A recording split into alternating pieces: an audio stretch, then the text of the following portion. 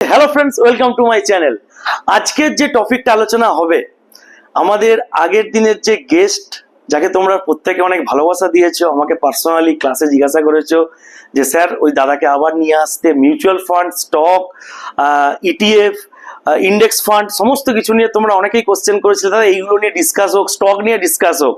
তো সেই দাদাকে তো আমরা নিয়ে এসেইছি আজকে তোমাদের অনুরোধের জন্য, এবং তার সাথে আরেকজনকেও নিয়ে এসেছি। উনিও অনেকদিন স্টক মার্কেটে আছে, প্রায় 2016-17 সাল থেকে উনিও আছেন। তো আজকে দুজনের সাথেই আমি পরিচয় করাবো। তোমরা কিন্তু দেখতে থাকো আর তোমাদের ভালোবাসা এরকম ভাবেই দিতে থাকো। আর তোমাদের কোশ্চেন গুলো যত তোমরা করতে থাকবে কমেন্ট সেকশনে বা আমাকে পার্সোনালি আমাদের হোয়াটসঅ্যাপ নাম্বারে, সেই কোশ্চেন গুলোকে আমি ওনাদের সামনে তুলে ধরতে পারি যে আমাদের যারা দর্শক আছে বা আমার যারা স্টুডেন্ট আছে তারা এই কোশ্চেন গুলো জানতে চাইছে। তো ওনাদেরও খুব ভালো লাগে কি তোমরা এত ইচ্ছুক ভাবে পুরো স্টক মার্কেটকে শিখতে চাইছো, এবং সর্বোপরি বাংলাতে এত সুন্দর যে আমরা একটা উদ্যোগ নিয়েছি যাতে এই ফাইন্যান্স নিয়ে দেখবে অতটা আমাদের স্কুল কলেজে সেরকম পড়াশোনা হয় না, যেটা আমরা অন্য সাবজেক্ট নিয়ে পড়াশোনা করি একদম ক্লাস 1 থেকে। তো কিন্তু আমরা বড় হলে দেখতে পারি কি ফাইন্যান্সই সবকিছু। যেমন হর্ষদ মেহতার একটা ডায়লগ ছিল, ওল্ড স্কুল হোক বা নিউ স্কুল হোক, প্রফিট সবেতেই কমন থাকে। তো এখানেও তাই, তুমি যেই স্ট্রিম নিয়ে পড়াশোনা করো, সায়েন্স, আর্টস, কমার্স বা আদার্স কিছু স্ট্রিম নিয়ে, আলটিমেটলি কিন্তু বড় হওয়ার পর প্রফিটটাই সবকিছু। তো আজকে আমরা অনেক কিছু নিয়ে আলোচনা করব, তোমরা দেখতে থাকো, ভিডিওটা কেউ স্কিপ করে দেখবে না, জীবনে অনেক কিছু মিস করে যাবে। কেন এখানে mutual fund, stock, ETF, FD আরো এক্সট্রা নিয়ে আলোচনা হবে, সেগুলো আমি স্টেপ বাই স্টেপ আমি বলতে থাকছি। ওকে, তো লেটস স্টার্ট। আমাদের চ্যানেলে আজকে উপস্থিত আছেন জুয়েল সাহা এবং শুভ্র বন্দ্যোপাধ্যায়। শুভ্র বন্দ্যোপাধ্যায়কে অনেকদিন আগে দেখেছিলেন কিউএনএ কোশ্চেন করতে, তো আজকে আমি বললাম যে তুমিও আসো, একটা লম্বা আলোচনা হবে আমাদের। তো জুয়েল দাকে তো তোমরা আগের পডকাস্টে অনেকেই খুব ভালোবাসা দিয়েছো এবং অনেকেই ইচ্ছাও প্রকাশ করেছিলে। তো চলো শুরু করা যাক। আজকের কোশ্চেন, তোমাদের কোশ্চেন আমি করব, ঠিক আছে? আর অ্যান্সার দেবেন জুয়েল দা এবং আমাদের শুভ্রবাবু। তো আমাদের প্রথম যে কোশ্চেনটা আমাদের কাছে এসেছে, প্রায় 3-4 জন আমাকে কোশ্চেনটা করেছে যে দাদা আমরা সিকিউর ইনভেস্ট কিসে করব, তো সেটাতে এফডি, মিউচুয়াল ফান্ড না স্টক? এটা খুবই একটা মানে কি বলবো, মানে তর্ক বিতর্ক মিলিয়ে কোশ্চেনটা হতে পারে। কেন এফডি তে একটা ফিক্সড রিটার্ন থাকে, ব্যাংক বা পোস্ট অফিস যেখানেই তোমরা করো না কেন। মিউচুয়াল ফান্ডে আপ ডাউন করে, স্টকে তো আরো আপ ডাউন ভোলাটিলিটি করে। মিউচুয়াল ফান্ডে কি আমরা প্রত্যেকেই জানি ওই একটা ফান্ড ম্যানেজার থাকে, সেই প্রত্যেকটা স্টকে এগুলোকে মানে স্প্রেড করে ব্যাপারটাকে করে। তো এই কোশ্চেনটা আমার আজকে চ্যানেলের দুই গেস্টের কাছেই থাকবে, জুয়েল দা এবং শুভ্রবাবুর কাছে।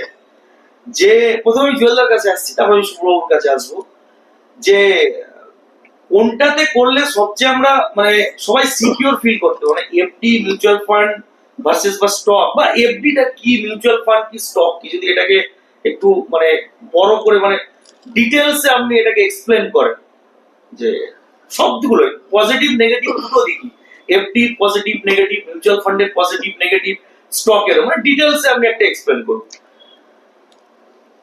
প্রথমেই বলি, এফডি মানে হচ্ছে ফিক্সড ডিপোজিট, যেটা আমরা জেনারেলি ব্যাংকে করে থাকি। আর মিউচুয়াল ফান্ড আর যেটা স্টক আমরা ডিম্যাট অ্যাকাউন্ট খুলে বা ফান্ড হাউস থেকে যেটা আমরা কিনি আর কি, ডিরেক্টলি মিউচুয়াল ফান্ড আমরা ব্রোকারেজ হাউস থেকে বা ডিরেক্টলি ফান্ড হাউস থেকে নিই, আর স্টক আমরা ডিরেক্টলি ডিম্যাট অ্যাকাউন্ট খুলে নিই।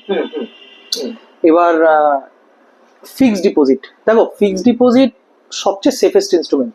ওকে, আমার মতে সবচেয়ে সেফেস্ট ইনস্ট্রুমেন্ট হচ্ছে এফডি। এফডির উপরে কোনো সেফ জিনিস নেই, তার কারণ হচ্ছে যে মার্কেট ফ্লাকচুয়েশন কিন্তু এফডিতে হয় না। আমি একটা টাকা ব্যাংকে দিলাম, সেই টাকাটা আমি জানি সেটা বাড়বেই বাড়বে, সেটা কমবে তো নয়, ঠিক আছে? তাহলে এফডি, এবার ব্যাপারটা কি, আমাদের আজকের ডেটে এফডির যেহেতু ইন্টারেস্ট রেটটা কমে গেছে, এই জন্য আমরা আস্তে আস্তে মানে মিউচুয়াল ফান্ড বা স্টকের দিকে আসছি, আমাদের রিটার্নটাকে এক্সেস করার জন্য, যাতে আমরা যে আমাদের যে ইনফ্লেশনের জন্য যে আমরা যে মানে লসটা হচ্ছে, আমাদের টাকার ভ্যালু কমে যাচ্ছে, সেটাকে আমরা ঠিক পথে আনার জন্য আবার আমরা মিউচুয়াল ফান্ড বা স্টকে যাচ্ছি। এবার ব্যাপারটা হচ্ছে যে এফডি যদি আমাদের 8% রেটে হতো, মানে যেটা আমরা মানে এখন হয়তো 6.25, যেটা যারা একটু বয়স্ক তাদের হয়তো, যে যারা সিনিয়র সিটিজেন ওদের জন্য হয়, কিন্তু 8% বা 9% যদি আমরা এফডি পেতাম তাহলে আমাদের আর কোনো দিকে দেখতে হতো না সত্যি করে বলতে গেলে।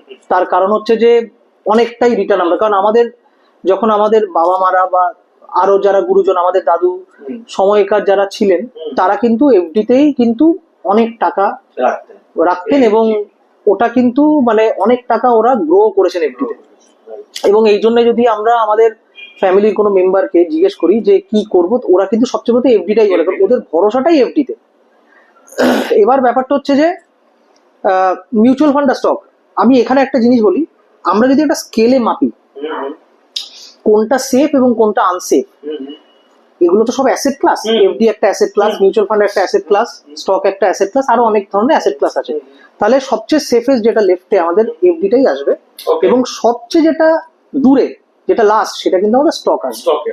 মধ্যখানে অনেক অ্যাসেট ক্লাস থাকে, তার মধ্যে কোথাও একটা মিউচুয়াল ফান্ড অ্যাডজাস্ট হয়ে যাবে। ওকে, তার মানে উনি যেটা বলছেন যে যদি আমরা এটাকে তিনটে ভাগে ভাগ করি, যে সেফ আনসেফ, তো টোটালি সেভ করে দিচ্ছে এফডিটাকে, তো একটু দূরে রাখছে স্টকটাকে, মিডিলে রাখছে মিউচুয়াল ফান্ডকে, মানে যারা 50-50 রিস্ক নিতে ভালোবাসে, যারা নো রিস্ক তাদেরকে উনি সাইড করে দিলেন যে তুমি তাহলে একদম টোটালি চোখ বুঝে এফডিতে চলে যাও। যারা একটু হাই রিস্ক নিতে চায়, মানে হর্ষদ মেহতার কোথায় আছে, রিস্ক এত ইক্স, তাদেরকে বলছে স্টকে চলে যাও। আর যারা যে ঠিক আছে না রিস্ক নেবো একটুখানি বা একটু, তো তারা মিউচুয়াল ফান্ড চুজ করো। ঠিক আছে, কন্টিনিউ। এবার প্রথমে দুটোর মধ্যে ডিফারেন্সটা বলার আগে আমি এটা বলে দিই যে মিউচুয়াল ফান্ড স্টক দুটোই কিন্তু রিস্ক, দুটোতেই রিস্ক আছে এবং ভালো রকমের রিস্ক আছে। ঠিক আছে, রিস্কটা কেন আছে? কারণ এটা ফ্লাকচুয়েট করে, মানে আমাদের টাকাটা নিচেও আসতে পারে, আমাদের টাকাটা উপরেও যেতে পারে, রিস্কটা ওখানেই। ঠিক আছে, এবার স্টকে সেটা অনেক বেশি রিস্ক এবং মিউচুয়াল ফান্ডে সেটা রিস্কটা অনেকটা ম্যানেজেবল। স্টকে কি হয়, আমরা স্টকটাকে অ্যানালিসিস করার জন্য আর কোন স্টকটা সিলেকশন করব, স্টক সিলেকশন করার জন্য আমাদের কাছে কিন্তু একটা ফিন্যান্সের ভালো নলেজ লাগবে। স্টকটা কি, এগুলো তো সব ফিন্যান্সেরই জায়গা, আমাদের একটা ফিন্যান্সের নলেজ লাগবে, আমাদের ভালো রকমের ফিন্যান্সের নলেজ। সেটা আমরা ফিন্যান্সের কোনো ডিগ্রি নিতে পারি, অথবা আমরা বাইরে থেকে কোনো নলেজ গ্যাদার করতে পারি ফিন্যান্সে। যেভাবেই হোক আমাদের একটা ফিন্যান্সের ভালো রকমের নলেজ লাগবে। তারপর আমাদের যেটা লাগবে সেটা হচ্ছে মার্কেটের এক্সপিরিয়েন্স। ফিন্যান্স যেই হয়ে গেল, আমরা নলেজটা নিয়ে নিলাম, তারপর আমরা মার্কেটের এক্সপিরিয়েন্স নেব, এবং মার্কেটের যে এক্সপিরিয়েন্সটা আমাদের লাগবে সেটা কিন্তু কম এক্সপিরিয়েন্স নয়। আমি যদি বলি অনেকেই একটু হিমশিম খেয়ে বসবে, সেই এক্সপিরিয়েন্সটা কিন্তু মানে 10 থেকে 15 বছরের এক্সপিরিয়েন্স লাগবে। ঠিক আছে, তাহলে টোটাল পিরিয়ডটা কি হলো স্টক সিলেকশনের জন্য? ফিন্যান্সের আমরা যদি 3-4 বছর এখানে লাগিয়ে দিই, আর যদি আমরা স্টক মার্কেট মানে আমাদের যদি মার্কেটের এক্সপিরিয়েন্স যদি আমরা 10-12 বছর লাগাই, তাহলে কিন্তু একটা টোটাল 15 থেকে 20 বছরের একটা স্প্যান চলে আসছে। আমরা অনেকেই বুঝি না, আমরা ঝাঁপিয়ে পড়ি। এবার দেখো, তুমি যদি এই নলেজ নিয়ে স্টক সিলেকশন করো, তাহলে কিন্তু একটা স্টক আর একটা লটারির টিকিটের মধ্যে কোনো তফাৎ নেই, একটা গ্যাম্বল হয়ে গেল সেটা। এটাই আমি আপনাদের প্রত্যেকদিন লাইভ ট্রেডিং এ বলি যে নো লার্নিং নো আর্নিং, যেটা দিয়ে জুয়েল বাবু বললো। অনেকে তো বলো দাদা কল নেবো ফুট নেবো, জুয়েল বাবু আমি কি বলি, লটারি টিকিট কিনো, 6 টাকা রিস্ক থাকবে 1 কোটি পাবে। সেরকম জুয়েল বাবু বললো যে এটা কিন্তু একটা লটারি টিকিট কাটার মতো হয়ে যাবে। মানে একদমই তাই, মানে তুমি একটা অন্ধকার রুম আছে, সেখানে একটা লোহার একটা বার লাগিয়ে দিলে, এবার ওখানে ঢিল ছুড়ে মারছো, ঢিলটা গিয়ে পড়লো কি না পড়লো তুমি নিজে জানো না সেটা। তো আরেকটাও এক্সাম্পল দিতে পারি, কারণ এক্সাম্পলটা দিচ্ছি এই কারণে যাতে একটু মাথায় ঢুকে যায়। আমি একটা মাল্টিপল চয়েসের একটা এক্সাম দিতে গেলাম, সেখানে কি হলো, আমি কিছু পড়াশোনা করে যাইনি, ওখানে গিয়ে আমি সিলেকশন করে এলাম, আমি পাশ করে গেলাম, কোনো নলেজ নেই কিছু নেই, আমি পাশ করে গেলাম।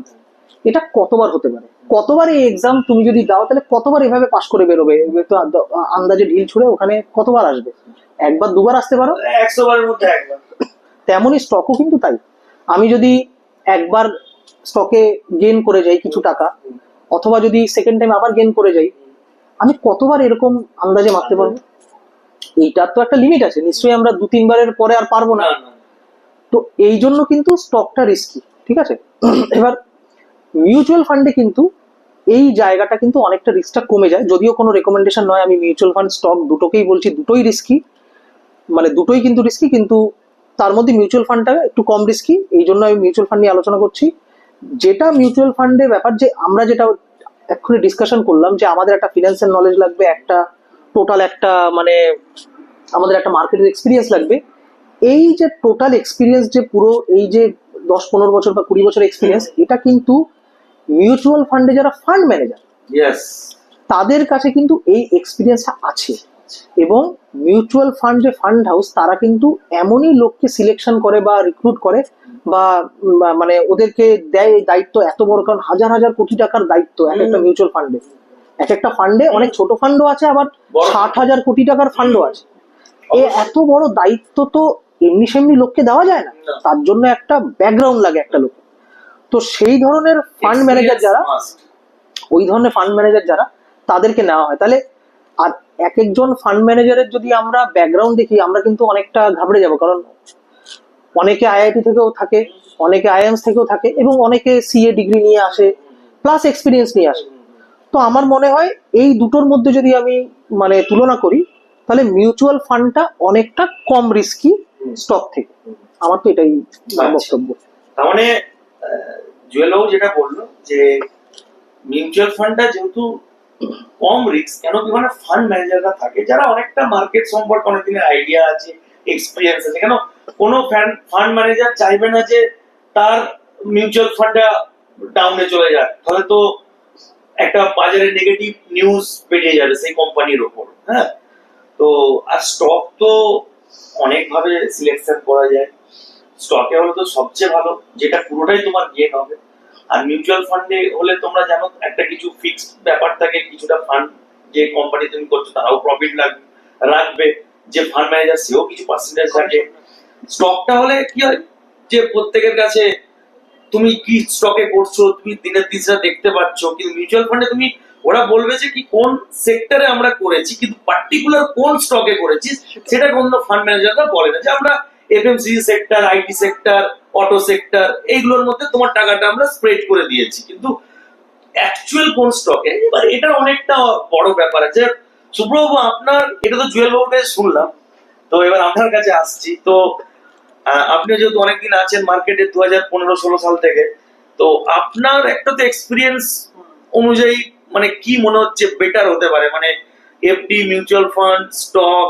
এফডিটা সবাই জানে কি সেফ থাকে, মানে আমি ডিরেক্টলি আপনাকে কোশ্চেন করছি যে মিউচুয়াল ফান্ড আর স্টকের মধ্যে কোনটা মনে হয় মানে ঠিকঠাক হতে পারে জনসাধারণের জন্য বা যারা নতুন মার্কেটে আসছে তাদের জন্য? দেখো, তুমি খুব ভালো প্রশ্নটা করলে, জুয়েলদা তো খুব এক্সপ্লেন করলো।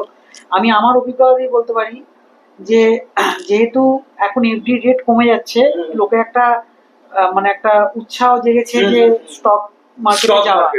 17-18 সালের পর থেকেই এটা শুরু হয়েছে, আগে কিন্তু এতটা ছিল না। তো আমি যেহেতু বহুদিন ধরেই এই ফিনান্স ইনভেস্টমেন্টের সাথে যুক্ত আছি, আমি মনে করি যদি তুমি, প্রত্যেকেই তো চায় তার টাকাটা যাতে লস না হয়, কারণ প্রত্যেকের একটা হার্ড আর্নিং একটা মানি। আমি বলবো এই যে তুমি এই যে সুন্দর তুমি সেগ্রিগেট করেছো এই এফডি, মিউচুয়াল ফান্ড, স্টক, সেখানে কিছুটা পার্সেন্টেজের ওয়াইজ তুমি ভাগ করে দাও। তুমি একমাত্র একটাতেই পুরোপুরি সব করো, স্টকে পুরো করলাম, মিউচুয়াল ফান্ড আমি একদমই করলাম না, আর এফডি তো জুয়েলদা যেটা বললো সব থেকে সিকিউর। তুমি যারা পার্সেন্টেজ ওয়াইজ করতে পারো তাহলে তোমার একটা ব্যালেন্স থাকে। সেটা আমি প্রথম থেকে মোটামুটি করে আসছি। আমিও এটা বলবো না যে স্টকে আমার একটু বেশি ইন্টারেস্ট হয়নি, কারণ স্টকে একটা মানুষের মনে হয় যে একটু কম টাইমে বেশি টাকা ইনকাম করা যাবে, করেছি, কিছু সময় লসও হয়েছে, কিন্তু আমি দেখেছি যেহেতু এফডি, মিউচুয়াল ফান্ড আমার আছে, আমার সেটা কিন্তু ব্যালেন্স হয়েছে। মানে এটা কিন্তু উনি সুব্রবাবু দারুণ এক্সপ্লেন করলো। মানে একটা কথায় স্টক মার্কেটে যে একটা ঝুড়িতে সব ডিম রাখতে নেই, কারণ ঝুড়ি যদি পড়ে সব ডিম ফাটবে। তো দারুণ এক্সপ্লেন করে বললো যে ধর মনে করো তোমার 100 টাকা তুমি মাসে সেভিংস করছো, কথার কথা এক্সাম্পল দিচ্ছি। তো 100 টাকার মধ্যে তুমি 30 টাকা এসআইপি এফডি করে দাও, মানে সিস্টেমেটিক ইনভেস্ট, যেটা ব্যাংকে অনেকেই করে এসআইপি এফডি, একদম সিকিউর। বাকি 30 টাকা তুমি মিউচুয়াল ফান্ডে ফেলে দাও, বাকি যে আর 40 টাকা পড়ে থাকলো সেটাকে তুমি স্টকে করে দাও। ঠিক আছে, এবারে স্টক ছাড়াও আমি আরো কোশ্চেন মধ্যে আসবো, যেহেতু এটা সুব্রবাবু বললো যে আমার মনে হয় যে মানে জুয়েল বাবু যেটা করলো কি এফডি মিউচুয়াল ফান্ড স্টক ওখানে কি হবে, কিন্তু সুব্রবাবু যেটা বললো যে তোমার যদি 100 টাকা তুমি মানে সেভিংস করো, যে যাই সেভিংস করো, কারণ না কারো একটা সেভিংস হয় যার যেরকম ইনকাম, বলছে সেই সেভিংসটাকে একদম মানে কারোর উপর ফুল ডিপেন্ড না হবে, এফডির উপর ফুল ডিপেন্ড হতে বারণ হচ্ছে, কিছুটা করে তুমি এটাকে কিছুটা কিছু করে পার্ট করে দাও, তাহলে তোমার একটা দিকে যদি ব্যালেন্স বেশি পড়ে যায় তো একটা দিকে তোমার ব্যালেন্স উঠে যাবে, তার মানে কি তোমার অ্যাডজাস্ট হয়ে যাচ্ছে। তো এটা সত্যিই খুব ভালো লাগলো, মানে কি আপনি কি বলছেন জুয়েল বাবু? মানে আমারও একই মত শুভ্রর সাথে। একদমই তাই, মানে এটা খুবই ভালো। তো আপনারাও জানাবেন যে আপনারা কিভাবে হ্যাঁ ইনভেস্টমেন্ট বা আপনারাও কিরকম ভাবছেন, ঠিক আছে? কারণ দেখুন ফাইন্যান্সের প্রত্যেকের আমি মনে করি আলাদা আলাদা ভিউ থাকে, এবং তার ভিউ কতটা ভালো ক্লিক করে যাবে, কোন দিকে এগিয়ে যাবে কেউ জানে না। তো আপনারাও কমেন্ট করবেন, বা আপনাদের যদি কোনো আরো আদার্স কিছু এই রিলেটেড থাকে যে এফডি মিউচুয়াল ফান্ড স্টক, তো নিশ্চয়ই জানাবেন, সেই মতো আমি আবারও এনাদিকে তো আমার চ্যানেলে নিয়ে আসবো। আচ্ছা, সেকেন্ড যে কোশ্চেনটা করেছেন, এটা খুবই কম জন করেছেন, বাট করেছেন তবুও, যেটা মিউচুয়াল ফান্ডের যে এক্সপেন্স রেশিও, এটা যদি একটু মানে এক্সপ্লেন করেন আমাদের দর্শকদের কাছে, যে মানে এই রেশিওটা কিভাবে হয় আলটিমেটলি ব্যাপারটা। দেখো, প্রথমেই বলি এক্সপেন্স রেশিও হচ্ছে মিউচুয়াল ফান্ডের ফিস। ওকে, ঠিক আছে, এটা হচ্ছে মিউচুয়াল ফান্ডের ফিস, মানে আমরা যে একটা ফিস দেব মিউচুয়াল ফান্ড হাউস, আমরা তো একটা মিউচুয়াল ফান্ড কারো থেকে কিনবো, কিন্তু তার বদলে সে কি পাবে? সেটা একটা ফান্ড ম্যানেজ করছে, আমাদের টাকা বা বিভিন্ন আরো মানুষের টাকাকে ম্যানেজ করছে, সেই ম্যানেজের বদলে আমাদের থেকে ওরা কি নেবে? সেটা হচ্ছে একটা ফিস নেবে, যেমন ডাক্তার একটা ফিস নেয়, উকিল একটা ফিস নেয়, তেমনই মিউচুয়াল ফান্ড একটা ফিস দেয়, সেটাকে এক্সপেন্স রেশিও বলে। এবার এক্সপেন্স রেশিওতে আমরা মিউচুয়াল ফান্ড যখন নেব তখন আমাদের এক্সপেন্স রেশিওটা আগে একটু দেখে নিতে হবে, কত পার্সেন্টেজ এক্সপেন্স রেশিও হয়। ঠিক আছে, এক্সপেন্স রেশিও ব্যাপারটা কি, যে এটা ডেইলি বেসিসে কাটা হয়, মানে ঠিক আছে ডেইলি বেসিসে কাটা হয়। একটু থামান, এক্সপেন্স রেট আপনি বললেন যে কত কি, মানে এক একটা মিউচুয়াল ফান্ডের কি আলাদা আলাদা এক্সপেন্স রেশিও, না একটা আলাদা আলাদা এক্সপেন্স রেশিও, মানে এক একটা মিউচুয়াল ফান্ডের আলাদা আলাদা এক্সপেন্স রেশিও। ওই মিউচুয়াল ফান্ডের নিচে লেখা থাকে আমার এই এক্সপেন্স রেশিওটা কত, কারণ থেকে টার্মস এন্ড কন্ডিশন আলাদা, কারণ তুমি মানে একটা fund house expense ratio 0.66 claim করতে পারে পার্সেন্টেজ অফ টোটাল ফান্ড, অথবা একজন 1%, 2.5% অব্দি আমার মনে হয় এই মুহূর্তে আমার ডেটা আমার যা মনে আছে 2.5% অব্দিও তো ম্যাক্সিমাম ক্লেম করা যায়, মানে ম্যাক্সিমাম 2.5%, এটা আমার যা মনে হচ্ছে এই মুহূর্তে, আমার যা মনে পড়ছে ক্লেম করা যায়, অ্যাপ্রক্স ওরকম ক্লেম করা যায়। তো এবার এক্সপেন্স রেশিওটা ক্যালকুলেট হয় কি করে? আমাদের যে টোটাল ফান্ড, আমি ধরে নিন আমি ইনভেস্ট করলাম, আমি 10,000 টাকা ইনভেস্ট করলাম, তাহলে এক্সপেন্স রেশিওটা কি হয়? 10,000 টাকার উপরে 1% যদি এক্সপেন্স রেশিও হয়, 1%টাকে তুললাম, 1%-এ 10,000 টাকা, 1%-এ 100 টাকা, তাই তো? 100 টাকাকে আমি 365 মানে 365 দিন দিয়ে আমি ভাগ করব, একদিনের যে রেটটা বেরোবে সেটা হচ্ছে ওই দিনকের এক্সপেন্স রেশিও। এবার আমি যদি নেক্সট দিন ধরে নাও আমি পরের দিন গেলাম, পরের দিন আমি পরের দিন ট্রেড মানে যে ওয়ার্কিং ডেতে ট্রেড হবে সেদিনকে কিন্তু এক্সপেন্স রেটটা নতুন করে ক্যালকুলেট হবে। কিভাবে? আমার যদি 100 টাকা, আমার যদি 10,000 টাকা ইনভেস্ট থাকে, সেই 10,000 টাকাটা যদি আমার বেড়ে গিয়ে 10,100 টাকা হয়ে যায়, কিছু বাড়তে পারে, তাহলে ওই 10,100 টাকার উপরে 1% নিয়ে তাকে 365 করে একদিনের এক্সপেন্স রেশিওটা ক্যালকুলেট করা হয়। প্রতিদিন ভ্যারি করে তোমার মানে কতটা বাড়ছে কমছে, টোটাল যে ইনভেস্টমেন্ট অ্যামাউন্ট আছে তার উপরে ডেইলি বেসিসে ক্যালকুলেট হয়। তোমার ইনভেস্টমেন্ট যদি 10,000 থেকে কমে গিয়ে 9,800 হয়ে যায়, তাহলে কিন্তু তার উপরেই এক্সপেন্স রেশিওটা ক্যালকুলেট হবে। তার মানে এটা প্রত্যেক দিনের কোনো ফিক্সড কিছু নেই, মানে এটা ফ্ল্যাট, যেরকম ভ্যালুটা বাড়বে আপস এন্ড ডাউন যেরকম হবে তার উপরে যেটা বললো 300 ডিভাইডেড 365, হ্যাঁ 365 ডিভাইড করে পার ডে হিসেবে ক্যালকুলেট করা হবে। তো এটাই জেনারেলি এক্সপেন্স রেশিও হিসেবে। একটু দেখে নেবেন এক্সপেন্স রেশিওটা, আচ্ছা। কত হয় মিউচুয়াল ফান্ডে সেই হিসেবে আপনারা এটা তো আমিও আশা হ্যাঁ, করি এটা একই। মানে আমার একটা এমনি জুয়েলটা এখানে আছে যে মানে এইটা দেখে আমি কি ডিসাইড করতে পারি মানে কোন ফান্ডটা ভালো, কিছু কিছু কি ডিপেন্ড করে? ওটা আমি হয়তো একটু আগে বলছি। ঠিক আছে। এরপরে যে কোশ্চেনটা, এটাও অনেকেই করেছেন মিউচুয়াল ফান্ড রিলেটেড, যে রেগুলার মিউচুয়াল ফান্ড আর ডাইরেক্ট মিউচুয়াল ফান্ড মানে কি জিনিস, মানে এবং কোনটা বেটার, হুইচ ওয়ান বেটার, তো এটা নিয়ে যদি একটু আপনি এক্সপ্লেন করেন। দেখো, মিউচুয়াল ফান্ড দু ধরনের হয়, আচ্ছা। সেটা তুমি অলরেডি বলেছো। একটা হচ্ছে রেগুলার মিউচুয়াল ফান্ড আর একটা হচ্ছে direct mutual fund. Regular mutual fund হচ্ছে আমরা যদি কোনো ব্রোকারেজ হাউস থেকে কিনি তাহলে সেটাকে রেগুলার মিউচুয়াল ফান্ড বলে। ওকে আর আমরা যদি ডিরেক্ট ফান্ড হাউস থেকে কিনি, ওকে ফান্ড হাউস মানে যে কোনো ব্যাংক মিউচুয়াল ফান্ডটাকে মানে কোনো যে কোনো একটা মিউচুয়াল ফান্ড বের করতে পারে, বা কোনো ব্যাংক ছাড়া অনেক অর্গানাইজেশন আছে যারা মিউচুয়াল ফান্ড বের করতে পারে, মানে বিভিন্ন কোম্পানি, বড় বড় কোম্পানি, আমি আর কারোর নাম নিচ্ছি না কারণ ওটা খুঁজলেই পাওয়া যাবে। তারা ডিরেক্ট মানে ডিরেক্ট আমরা মিউচুয়াল ফান্ড হাউস থেকে কিনবো, ফান্ড হাউস থেকে কিনলে ওটাকে অপশন দেখি ডিরেক্ট রেগুলার যেমন হ্যাঁ। ফান্ডে। হ্যাঁ, তো ওটাই আমরা মানে ডিরেক্ট যদি আমরা ফান্ড হাউস থেকে কিনি ওটা হচ্ছে ডিরেক্ট মিউচুয়াল ফান্ড ডিরেক্ট। এটা হচ্ছে আর যদি রেগুলার মানে হচ্ছে আমরা কোনো ব্রোকারের থ্রু দিয়ে যদি কিনি, মানে উনি এটা বলছেন রেগুলার মানে আপনারা যেখান থেকে ট্রেডিং করেন প্রত্যেকদিন, মনে করুন অনেক ট্রেডিং আছে, হ্যাঁ ডিমেট আছে যেখান থেকে, যেমন যেখানে ধান আছে, চিরদা আছে, তো এইগুলো থেকে যদি আপনারা করেন তো সেটা হচ্ছে রেগুলার।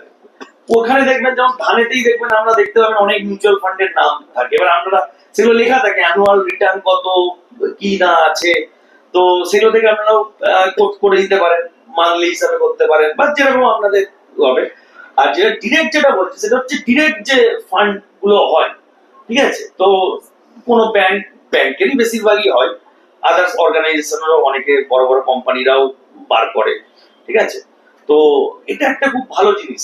এবং যদি কারোর বুঝতে অসুবিধা হয় আমি তো মনে করবো কি ব্রোকারের থেকেই করে নাও, সেখানে পুরো মানে ডিটেলসেই লেখা আছে, মানে যদি কেউ কারোর বুঝতে কি থেকে করবো না করবো, কেন যেমন ধানে একটা দেখবেন সুবিধা কি আছে, রেগুলারে ক্লিক করলে ধরুন আমি কোনো মিউচুয়াল ফান্ড নাম হচ্ছে এ, তার প্রিভিয়াস ইয়ারের রিটার্ন কিরকম, তার গ্রাফ কিরকম, সমস্ত কিছু সেখানে দেওয়া থাকে। তো জাস্ট আমি এক্সাম্পল দিলাম। আচ্ছা, এর মধ্যেই আর একটা কোশ্চেন যেটা মাথায় আসলো, মানে এটা দর্শকদের নয়, যেন এটা আমারই মনে হলো যে আরেকটু ডিটেলসে বললে দর্শকরা আরো মানে ব্যাপারটা পরিষ্কারভাবে বুঝতে পারবে। যেটা হচ্ছে মানে রেগুলার যে মিউচুয়াল ফান্ড আর ডিরেক্ট যেটা, তার মধ্যে হুইচ ওয়ান বেটার, মানে কোনটা ইজি, মানে ভালো আর কি। দেখো আমি বলি, রেগুলার আর ডিরেক্ট মিউচুয়াল ফান্ডে, ডিরেক্ট হচ্ছে আমরা দুটোরই অ্যাপ পাওয়া যায়, মানে রেগুলারেরও অ্যাপ পাওয়া যায়, মানে বিভিন্ন ব্রোকারেজ হাউসের অ্যাপ পাওয়া যায়, আর আমাদের ডিরেক্টেরও অ্যাপ পাওয়া যায়। এবার কোনটা নেওয়া ভালো? দেখো, রেগুলার নিলে ডেফিনেটলি একটু চার্জেস বেশি হয়, কিন্তু তার কিছু অ্যাডভান্টেজ আছে। একদম মানে রেগুলার যে মানে চার্জ, দেখো আমরা সবসময় চার্জেস নিয়ে কিন্তু আমাদের ভাবা উচিত না, আমাদের ভাবা উচিত সার্ভিসেস কার বেটার। আমরা যদি প্রথম মানে আমরা মনে করো স্টক মানে আমরা এই ফিনান্সে ইনভেস্টমেন্টে আমরা ঢুকছি, ডেফিনেটলি আমার পার্সোনাল ভিউতে, যেটা মানে রেকমেন্ডেশন নয়, আমার মনে হয় রেগুলারে যাওয়াটা বেটার। কারণ রেগুলার কি একটা ব্রোকারেজ হাউস দেয়, রেগুলারে কি হয় মিউচুয়াল ফান্ডে যে এক্সপেন্স রেশিওটা হয়, ব্রোকারেজ হাউসের একটা ব্রোকারেজ চার্জও অ্যাড হয়ে যায় এক্সপেন্স রেশিওতে, তাতে কি হয় ওই ফিসটা একটু বেড়ে যায়, কিন্তু তার বদলে আমরা যে অ্যাডভান্টেজ গুলো পাই সেটা কিন্তু অনেক বেশি। যেমন আমরা যদি কোনো ব্রোকারেজ হাউসের অ্যাপ নিই, ফান্ড হাউস কি করলো, ওরা মানে ওদের মিউচুয়াল ফান্ডকে নিয়েই ওরা শো করবে যে আমাদের কাছে এই মিউচুয়াল ফান্ড আছে, কিন্তু যারা ব্রোকারেজ হাউস রেগুলার যেটা ব্রোকারেজ হাউস, ওরা কি করবে, ওরা তোমার কাছে কম্প্যারিজনটা ধরবে। দ্বিতীয় কথা হচ্ছে ওরা সবচেয়ে যেটা ভালো লাগে আমার কাছে সেটা হচ্ছে ওরা বিভিন্ন টাইপের ডেটা আমাদেরকে প্রোভাইড করে, যেই ডেটাটা কিন্তু আমরা একটা ডিরেক্ট মিউচুয়াল ফান্ডে গেলে আমরা পাবো, নিশ্চয়ই পাই ওখান থেকে, কিন্তু ব্রোকারেজ হাউসের যেহেতু ওটাই কাজ, ওরা কিন্তু ওটার উপরেই মানে পুরো ফোকাসটা ওরা ওটার উপরেই করে। এবং আমি নিজে দেখেছি অনেক জায়গায় যে ব্রোকারেজ হাউসের যে ডেটাগুলো এত মানে ভালো এবং মানে অ্যানালিসিস করতে সুবিধা, একটা মানুষ যদি নিজেও করতে চায় তাহলে কিন্তু ও অনেকটা জিনিসটাকে নিয়ে ও ফোকাস করে অ্যানালিসিস করতে পারবে জিনিসটা আমি মানে কি ও দেখছে বা কিভাবে ডেটা কোথায় কোথায় থাকা উচিত, হিস্টোরিক্যাল ডেটা কি, কত দিয়েছিল, এই ফান্ড ভালো কি ওই ফান্ড ভালো কি, ফান্ড ম্যানেজার কে, কারণ ফান্ড ম্যানেজারও ইম্পর্টেন্ট, কে ফান্ড হ্যান্ডেল করছে রাইট, সেটা কিন্তু ইম্পর্টেন্ট আমার মনে হয়।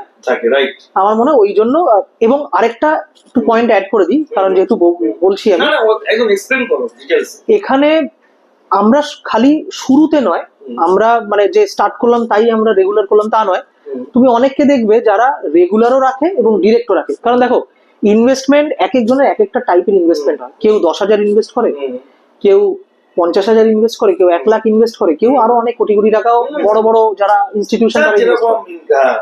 তো যখন তোমার কাছে মনে হবে যে আমার ফিসটা অনেক বেড়ে যাচ্ছে, তখন আমরা ডিসাইড করতে পারি যে আমরা কোথায় যাব। কিন্তু আমার মনে হয় দুটোকেই রাখা ভালো, কারণ আমি ডেটাটাও পেলাম এবং আমার যদি মনে হয় যে আমি ডিরেক্ট ফান্ড হাউস থেকে কিনবো তাহলে আমার একটু এক্সপেন্স সস্তা পড়বে, তাহলে সেখানেও আমি রাখতে পারি। কিন্তু আমার মনে হয় দুটো রাখাটাই পাশাপাশি বেটার। তাতে কি হবে, আমি মানে ডেটাটাও পেলাম প্লাস মানে একটু সুবিধাও পেলাম।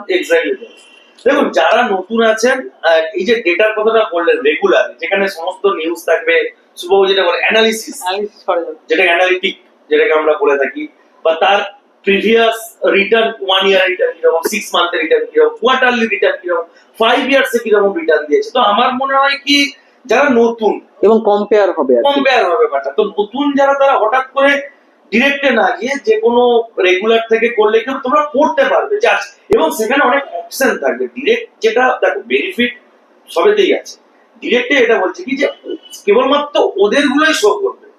এখানে তুমি 10 রকম দেখলে সব ভ্যারাইটি, হ্যাঁ তুমি ওটাকে কম্পেয়ার করতে পারবে। তো আপনারা যারা নতুন আছেন, যে কিছুই বুঝতে পারছেন না, আমি ডেসক্রিপশনে ধানের লিঙ্ক দিয়ে দেবো, ওখান থেকে আমরা বিভিন্ন রকম মিউচুয়াল ফান্ড পেয়ে যাবেন রেগুলার, যেখানে আপনারা আগে কি হয়েছিল মানে অ্যানালিসিসও দেখতে পাবেন, বা অনেকগুলো দিয়ে আপনি ওটাকে নিজেই কম্পেয়ার করতে পারবেন। মানে ডিরেক্টে কি শুধু তাদের গুলোই থাকবে, আপনি আদার্স কিছু দেখতে পাবেন না।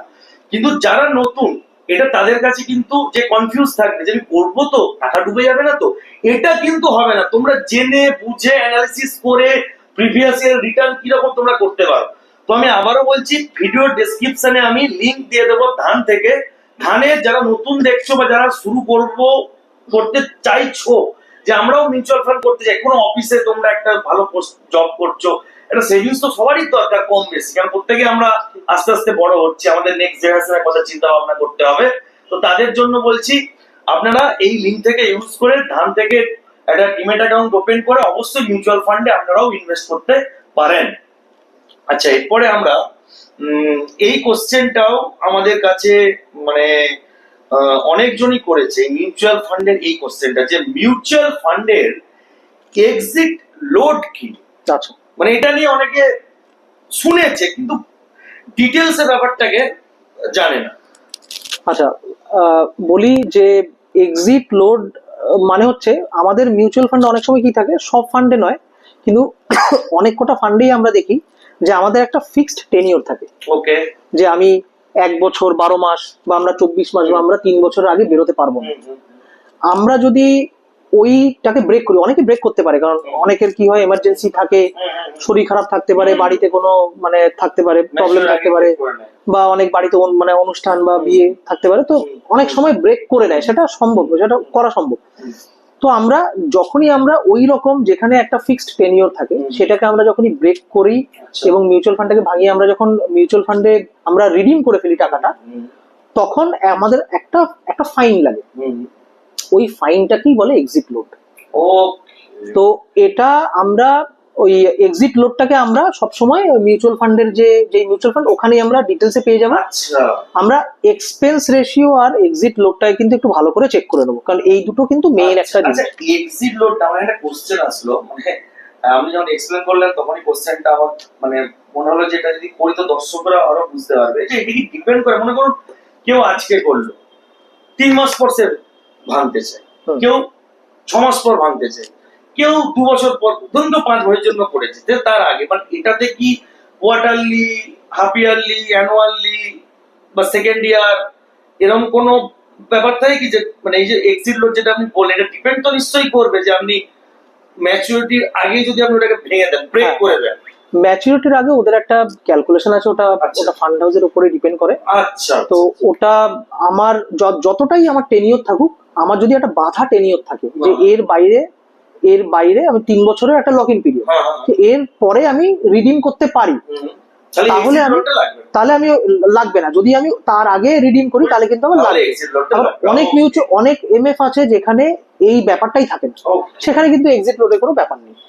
তার মানে হ্যাঁ, এটা ঠিক। মানে অনেকে দেখবেন যে আমি এত বছরের জন্য করলাম, 5 বছরের জন্য, কিন্তু লগিং পিরিয়ড থাকে, আপনাকে 2 বছর দিতেই হবে কি 2.5 বছর মতো দিতেই হবে। মানে মানে 60 মান্থ করেছেন, তাহলে তো 30 মান্থ মানে 2.5 বছর আপনাকে দিতেই হবে। তারপর যদি আপনি ভেঙে দেন মানে 5 বছরের আগেই, ধরুন আপনি 3 বছরের মাথায় ভাঙলেন, সেখানে যদি আপনার সিস্টেমে থাকে, কন্ডিশন থাকে যে আপনি 30 মাস আপনাকে দিতেই হবে, তারপরে আর সেটার কিছু এক্সিট লোড কিছু লাগবে না, ওটা ফ্রি থাকে। এবার আপনার ওটা একটা ক্যালকুলেট করে যা হবে প্রিন্সিপাল ইন্টারেস্ট, সেটা একটা আপনাকে দিয়ে দেবে। এটা কম বেশি সবাই জানে।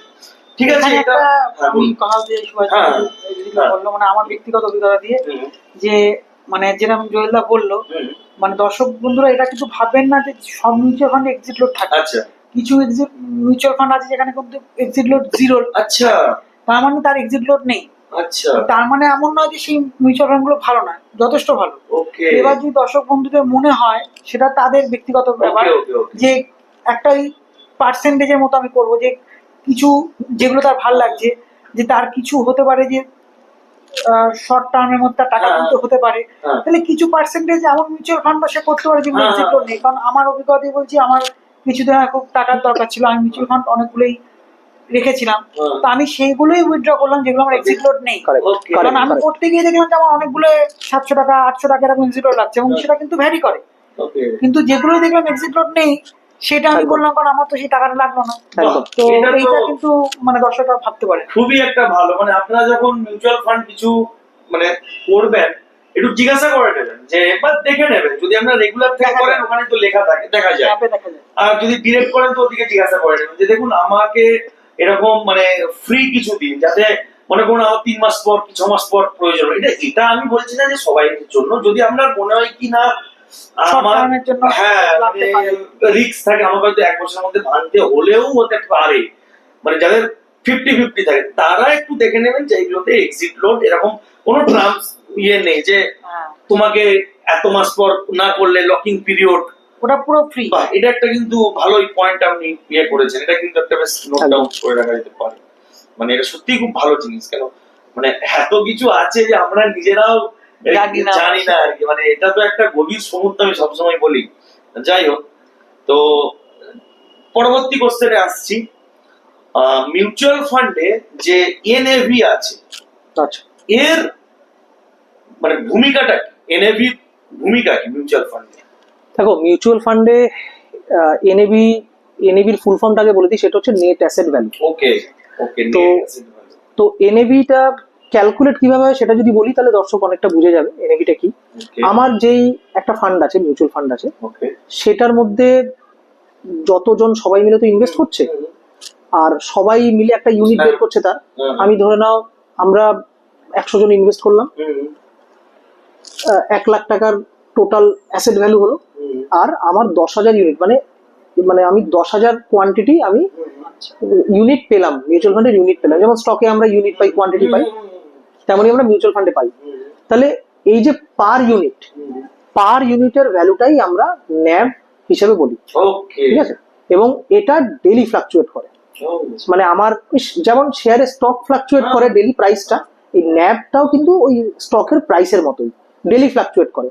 আমার আজকে 10 টাকা হলো, কালকে সেটা 10 টাকা 20 পয়সা হতে পারে, অথবা আবার কমতেও পারে, 10 টাকা মানে 9 টাকা 80 পয়সা হতে পারে। Net asset value, net asset value. তো এই হচ্ছে আমার মনে হয় মানে তুমি বলছো এটা directly proportional to the NAV, যে কোয়ান্টিটি। হ্যাঁ, কোয়ান্টিটি এবং তার যে টোটাল যে অ্যাসেট ভ্যালু এবং যে কোয়ান্টিটি, মানে total asset value divided by total quantity, যে ভ্যালুটা বেরোচ্ছে সেটা হচ্ছে 1 ন্যাভ ভ্যালুর, মানে একটা ইউনিটের ন্যাভ ভ্যালু বেরোচ্ছে ওটা। তো এরপরে এই কোশ্চেনটা অনেকেই আমাকে ইউটিউব লাইভে করে থাকে, অনেকেই, এবং আমার স্টুডেন্টরাও করে, যেটা হচ্ছে full brokerage versus discount brokerage. Trade করছি, ব্রোকারই সব টাকা নিয়ে চলে যাচ্ছে, কিসে আমরা একটু কম করতে পারি বা কি হতে পারি। তো দেখো, একটা কথাই বলি যে বেশি কমটা এখানে কোনো ফ্যাক্টর না, এটা জুয়েলদা আরো এক্সপ্লেন করবে। মানে আমি এটা সবাই কেন সতর্ক করে রাখছি, কিছু জিনিস নিচ্ছে মানে কিছু জিনিস সে দিয়ে থাকে।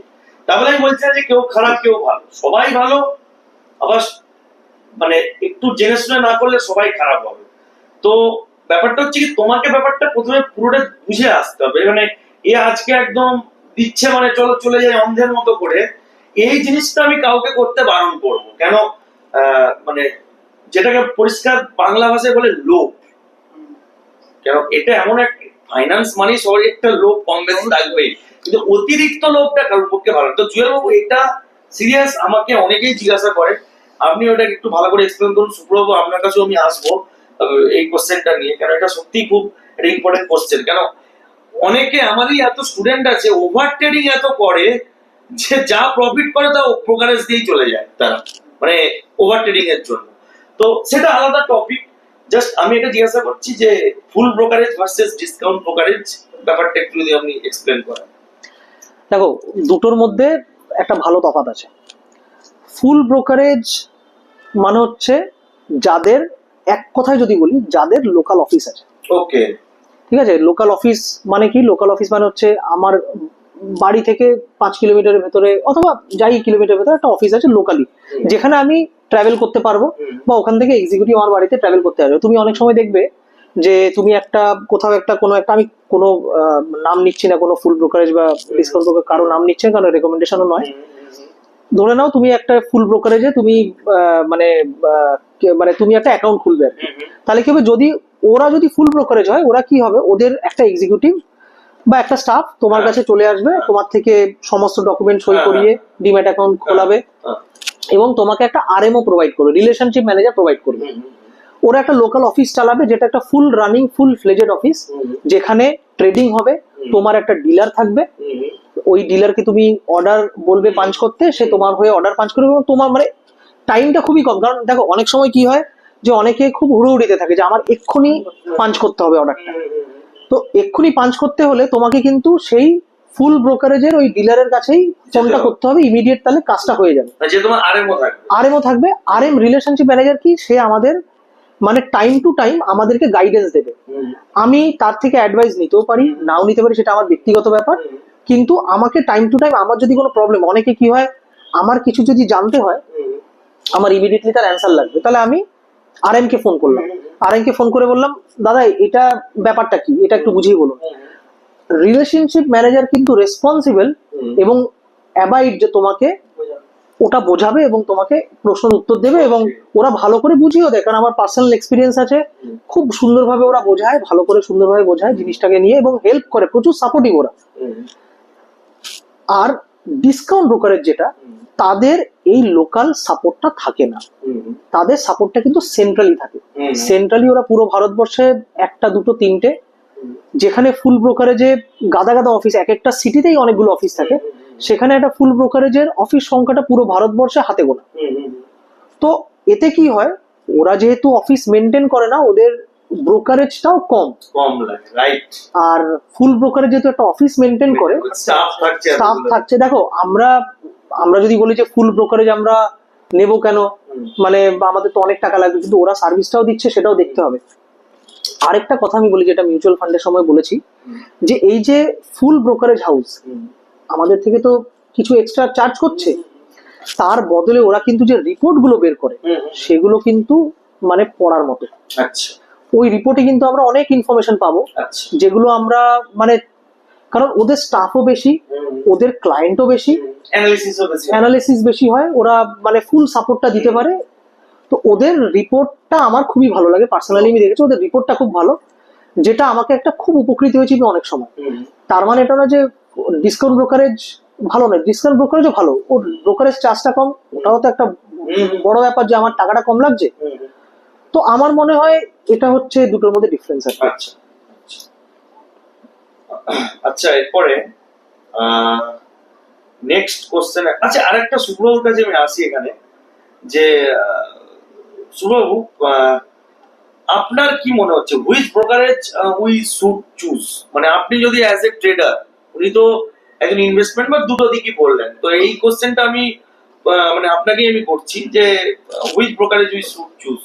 দেখ, এখানে আমি একটা আমার ব্যক্তিগত হ্যাঁ, কথা অবশ্যই, বলছি যে অনেক সময় আমাদের মনে হয় যে আমরা তো মানে আমাদের তো বিভিন্ন রকম কাজের মধ্যে আমরা যুক্ত থাকি, মানে এই ফুল ব্রোকারেজ মানে এটা একটা দর্শক বন্ধুদের, মানে এটা আমি আমার অভিজ্ঞতা হ্যাঁ। বলছি, যেরকম থাকে ও তাহলে গিয়ে আমাকে কিছু ট্রেডিং করতে হবে না, সবটাই আমার হয়ে করে দেবেন, এই মানে ট্র্যাপে কিন্তু পড়বেন না। যদি কেউ কোনো ব্রোকারেজ সংস্থা বলে আমি তোমার পুরো ট্রেডিং করে দেবো, সেটা কিন্তু একটা ফ্রডুলেন্ট বা স্ক্যামের দিকে যেতে পারে। কোনো কোনো এক্স্যাক্টলি কোনো ব্রোকারেজ সংস্থা এমন হয় না, তাকে ইউজারের কনসেন্ট নিয়ে কিন্তু কিনতে হবে। কেউ কেউ কিনতে পারে না আইডিয়ালি, যা আমাদের সেবি রুল আছে। তো এই জায়গায় কিন্তু একটা বেসিক ফান্ডামেন্টাল ডিফারেন্সটা বুঝতে হবে যে এটা আমার মানে আমিও একটা অভিজ্ঞতা হচ্ছে, বহুকাল আগে আমার মনে ছিল ফুল ব্রোকারেজ করে আমার কোনো হেডেক নেই, আমি বেশি টাকা দেবো, আমার হয়ে ট্রেডিং করবে, আমি সবসময় প্রফিট থাকবে। এটা হয় না। ব্রোকারেজ সংস্থার দায়িত্ব তাকে বলে, তার থেকে এখন তো ওটিপি সব জায়গায় হয়ে গেছে, ওটিপি করা। তো সেই জায়গায় আমি বলবো যে যদি তোমার সময় কম থাকে, তুমি অবশ্যই ফুল ব্রোকারেজ দিকে যেতে পারো, কারণ অনেক রেপুটেড সংস্থা কিন্তু, যেটা জয়েলদা বলে মানে ভালো, কেউই চাকরির সঙ্গে যুক্ত, এত মাথা কামানোর সময় নেই। কারণ আমার তো মানে আমাদের অফিসের টাইমই হচ্ছে যে সময়টা আমাদের চলে।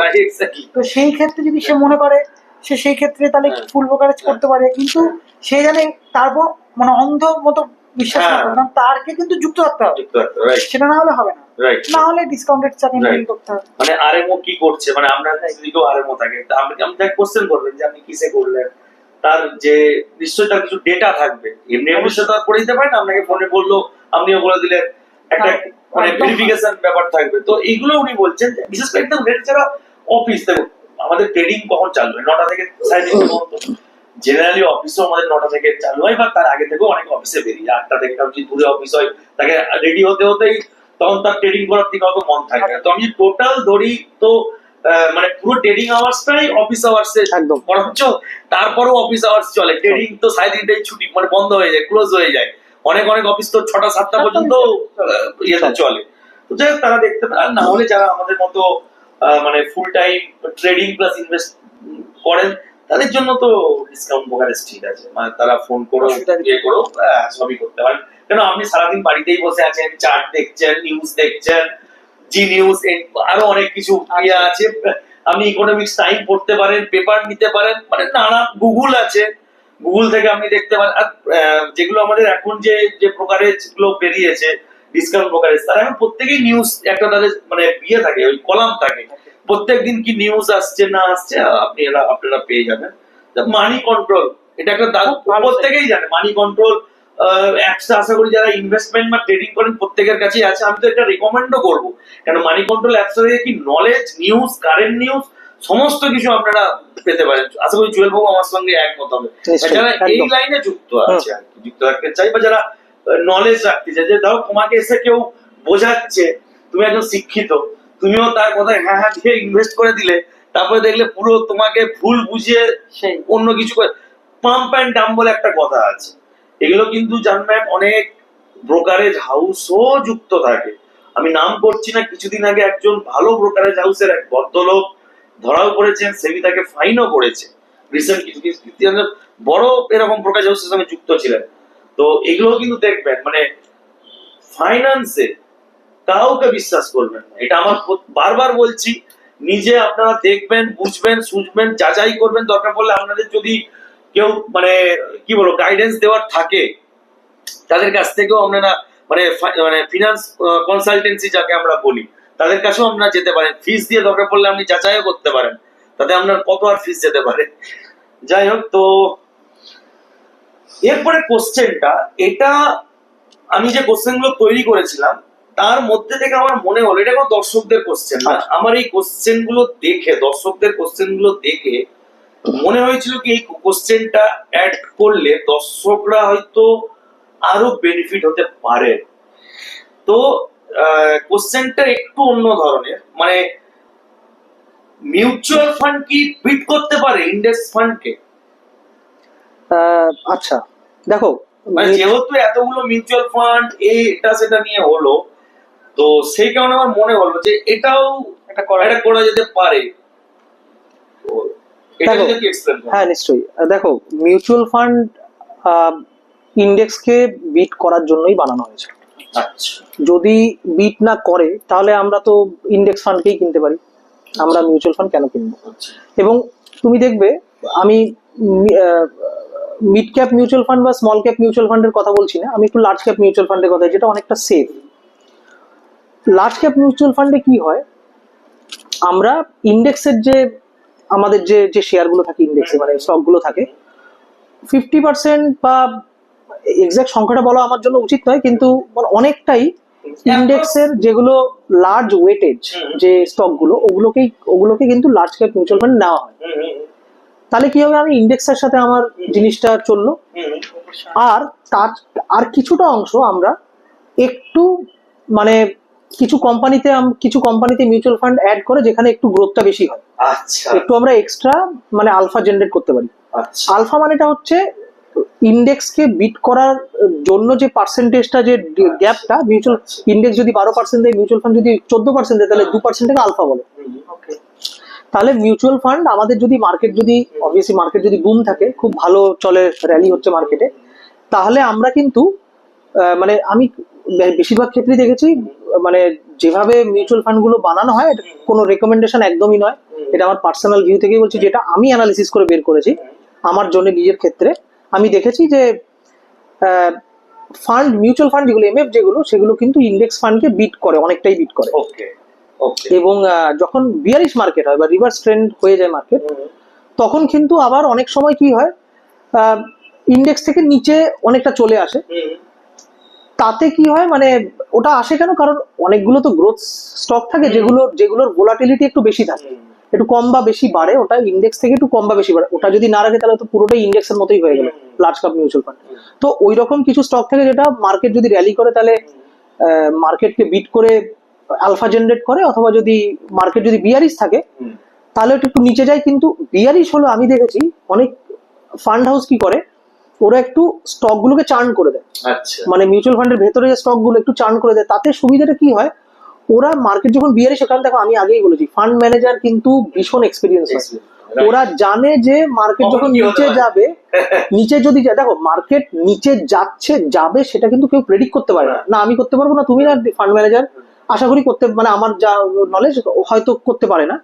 এবার কিন্তু যদি নিচে যায়, তখন আমি কোন স্টক গুলোকে বা কি অ্যাড করলে আমার মানে লসটা মিনিমাম হবে, সেটা কিন্তু ওনারা ঠিক মানে ব্যাক এন্ডে করে দেন ওনারা, মানে যতটা পারা যায় কম যাতে লস হয়।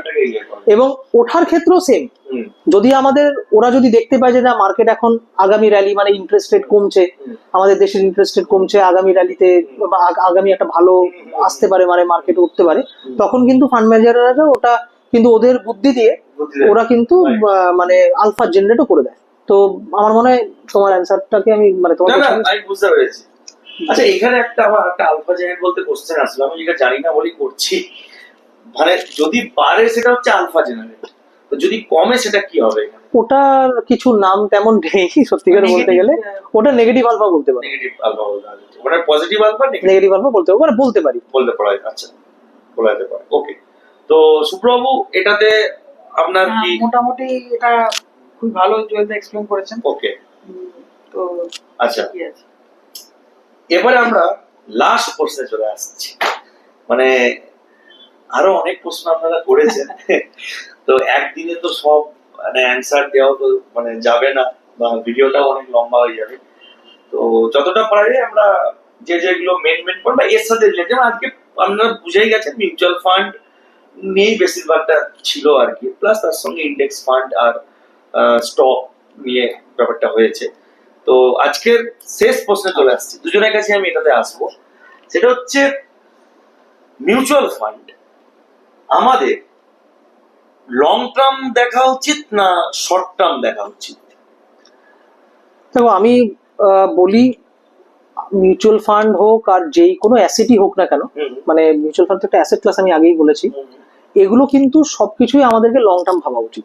ওকে। মানে আমাদেরকে শর্ট টার্ম ভাবলে, আমার যদি অনেক বেশি প্রফিট হয় আমি শর্ট টার্মে কিছুটা টাকা বের করে ফেলতে পারি, কিন্তু আমার মনে হয় একটা লম্বা স্প্যান দিলে টাকা কম্পাউন্ড হয়ে একটু, ওটা যেটা আমি আমার ক্ষেত্রে দেখেছি, টাকা কম্পাউন্ড কিন্তু হয়, কম্পাউন্ড হয়। তো আমার মনে হয় মিউচুয়াল ফান্ড, আমার যেটা মনে হয় মার্কেটের যারা ফান্ড ম্যানেজাররাও আমি শুনেছি ওদেরকে অনেক সময় বলে, আমার মনে হয় 5 থেকে 7 বছর মিউচুয়াল ফান্ড এই ধরনের যে পিরিয়ড, মিনিমাম যে এই ধরনের লং পিরিয়ড, এর থেকে বেশি আমরা 10 বছর 12 বছর করতে পারি। আমরা যদি আমরা একটু লং টার্মে যাই তাহলে আমাদের বেশি সুবিধা। এবং মিউচুয়াল ফান্ডে আরো দুটো কথা আছে, হয়তো শুভ্র এটা ভালো বলতে পারে আমার থেকে, লামসাম আর সিপ, এসআইপি। তো আমার কাছে যদি এক থোক টাকা থাকে, মানে একসাথে যদি একটা টাকা আসে যেটা আমার ওটাকে, আর ওটা ওই টাকাটার কোনো উদ্দেশ্য নেই, ব্যাংকে থাকলেই খরচা হয়ে যাবে, তাহলে আমি সেটাকে কি করতে পারি, একসাথে একটা লামসাম আমি ইনভেস্ট করে দিতে পারি এমএফ এ। কোনো রেকমেন্ডেশন নয়, আমি জাস্ট মানে যদি ইনভেস্ট কারো করার ইচ্ছে থাকে তাহলে এক্সপ্লেইন করছেন উনি, কাউ কিছু রেকমেন্ড করতে পারি, আমরা মানে লামসামে করে দিতে পারি। আর যদি আমাদের একটা, আমরা যদি স্যালারিড হই তাহলে স্যালারি আমরা মানে আমরা চাকরিজীবী, আমরা উকিল, পুলিশ অথবা বিভিন্ন টাইপের ডাক্তার, ইঞ্জিনিয়ার, আমরা যে কোনো প্রফেশনেই থাকি না কেন, আমরা যেটাই আর্ন করি সেটা কিন্তু আমরা একটা মান্থলি হিসাবে আমরা কিন্তু এসআইপি আমরা দিতে পারি। আচ্ছা, আপনাকে আমি একটা যেখানে কোশ্চেন করছি, এটা এক্সাম্পল দিয়েই করছি। মনে করুন কারোর কাছে 1 শেয়ার আছে, আচ্ছা আচ্ছা এমনি আছে, সে জানছে আমার তাহলে এটা খরচা হলে তার আলাদা কিছু এক্সট্রা ইনকাম আসছে, তো উনি কি এটাকে ধরুন মিউচুয়াল ফান্ড যে আপনি লামসাম বলছেন, মানে এটা যদি করে তো তার মান্থলি বা কিরকম কি আসতে পারে বা কি কন্ডিশন, যদি এটাকে 1 শেয়ার দিয়ে আপনি একটা টেবিল আমাদেরকে বোঝান। দেখো, 1 শেয়ার যদি থাকে, সবচেয়ে প্রথমে আমি আমি আমার ক্ষেত্রে যেটা করতাম সেটা হচ্ছে আমি অনেকগুলো মিউচুয়াল ফান্ড ওটাকে স্প্লিট করে দিতাম। সবচেয়ে প্রথমে আমি যেটা করতাম, সবচেয়ে প্রথমে আমি কিছু লার্জ ক্যাপ মিউচুয়াল ফান্ড নিতাম, কিছু মিড ক্যাপ নিতাম, আর খুব সামান্য আমি স্মল ক্যাপ নিতাম। কারণ স্মল ক্যাপে বাড়লে বাড়ছে কিন্তু রিস্কটা অনেক বেশি, মিউচুয়াল ফান্ড হলো রিস্ক অনেক বেশি, মানে কমলে কিন্তু মারাত্মক কমে। ঠিক আছে, এই জন্য আমরা মানে বেশিরভাগ অনেক সময় ফ্লেক্সি ক্যাপও হয় যেখানে আমরা মানে মানে সবকিছু মিশিয়ে থাকি। আমি শুনেছি এসডব্লিউ সিস্টেমেটিক উইথড্র প্ল্যান, এটা আমি শুনেছি, যেখানে আপনি একটা ধরুন কিছু বললেন ফান্ড ম্যানেজারকে যে আমি এটা রাখতে চাইছি, আমি 10%, 8%, 12% করে পার মান্থ আমি তুলতে চাই, আর বাকিটা আমার আপস এন্ড ডাউন যেটা হলো আমি ইয়ে করে নিলাম। তো এটাও তো একটা ভালো দিক, এটাও একটা ভালো দিক। এটা পরে একদিন সিস্টেমেটিক উইথড্র প্ল্যান এটা খুব ভালো আছে, এসআইপিও যেরকম আছে, তো এসডব্লিউপিও আছে সিস্টেমেটিক। তবে আমি যেটা বলছিলাম যে আমাদের মেজরিটি কিন্তু লার্জ ক্যাপেই রাখা উচিত। আচ্ছা, কারণ ওটা আমাদের আমাদের টোটাল যে ফান্ডটা, কারণ 1 শেয়ার তো একটা বৃহৎ ফান্ড, ওটাকে প্রোটেকশন দেয় আমাদের। দেখো, টাকাটা আমাদের প্রোটেক্ট করাটা ইম্পর্টেন্ট, টাকা কত কামালাম তার থেকে বেশি ইম্পর্টেন্ট। দেখো, আমি 4% 100 টাকায় আমি যদি 4 টাকা ইনকাম করতে গিয়ে আমি 100 টাকাটাই কমিয়ে দিলাম, তাহলে তো আলটিমেটলি আমার লাভ হলো না কিছু। তাহলে আমাকে আগে দেখতে হবে আমার মানে যদি আমার একটা বৃহৎ টাকা থাকে বা কম টাকাই বা থাকে, কারণ দেখো একটা গরিব মানুষের জন্য মানে 10,000 টাকাও অনেক, আবার অনেকের কাছে 10,000 টাকাটা স্যালারি হতে পারে, আবার 10,000 টাকা একদিনের খরচা হতে পারে অনেকের। সেটা ডিপেন্ড করছে মানুষের সেই মানে কে এসে মানে কতটা তার ইনকাম।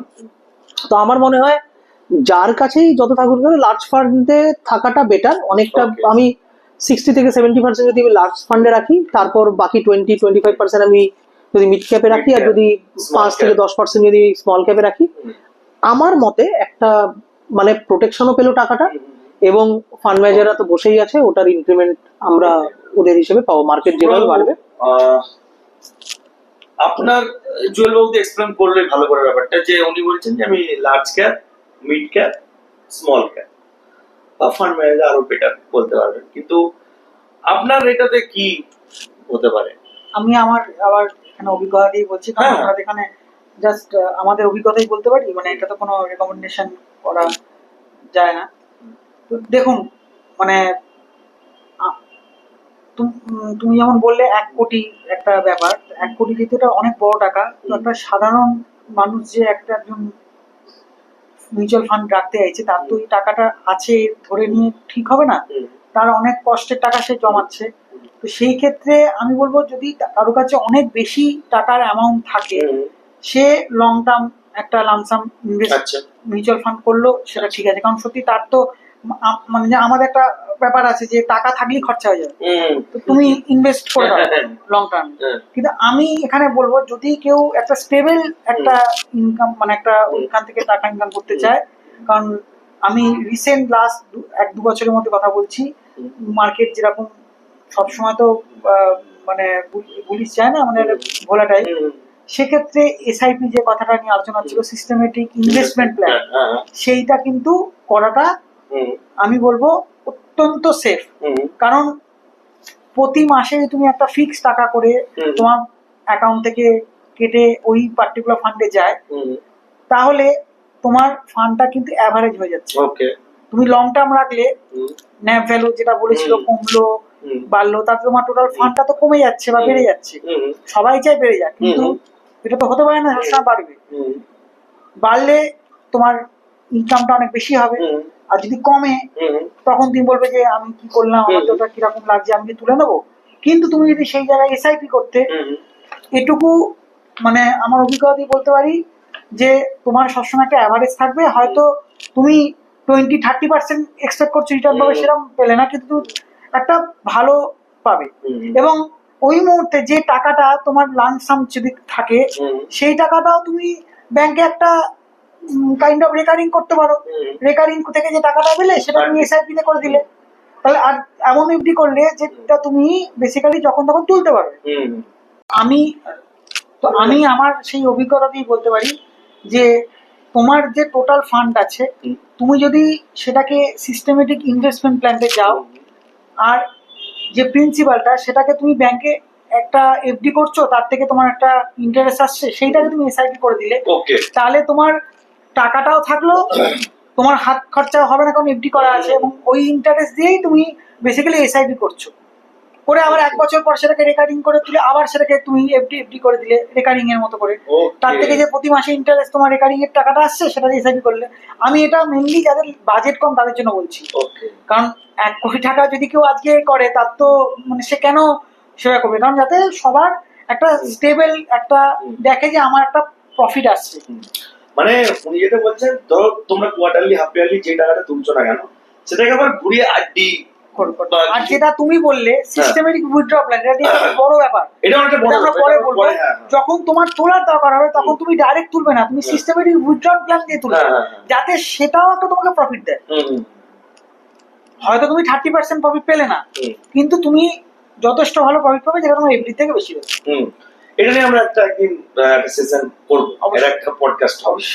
তো মোটামুটি আজকের আমাদের যে কোশ্চেন অ্যান্সার গুলো আপনারা করেছিলেন, এবং আমিও শেষে 2টো কোশ্চেন অ্যান্সার ওনাদিকে করলাম। শেষে 2টো কোশ্চেন আমারই পার্সোনালি ছিল, যে এই কোশ্চেন গুলো দেখে আমার মনে হলো কি এই 2টো অ্যাড করলে ব্যাপারটা পুরোটা কমপ্লিট হবে। অবশ্যই আপনারা জানাবেন এবং দেখবেন যে কত কি আপনারা বুঝতে পারলেন। আপনারা যদি কমেন্ট না করেন তাহলে আমরা কিন্তু বুঝতে পারবো না যে আপনারা, মানে যে দুজনকে আমরা নিয়ে এসেছিলাম, মানে জুয়েল বাবু আর শুভ্র বাবু, তারা কতটা বললো, আপনারা কতটা বুঝলেন, সেটা আপনারা যতক্ষণ কমেন্ট না করছেন আমরা কিন্তু বুঝতে পারবো না। বা এই রিলেটেড যদি আপনাদের মনের ভেতরে আরো কোনো কোশ্চেন আসে, অবশ্যই আমাকে নিচে আমি হোয়াটসঅ্যাপ নাম্বার দিয়ে দেবো, বা আমাকে পার্সোনালিও ইউটিউবের কমেন্ট সেকশনেও জিজ্ঞাসা করতে পারেন।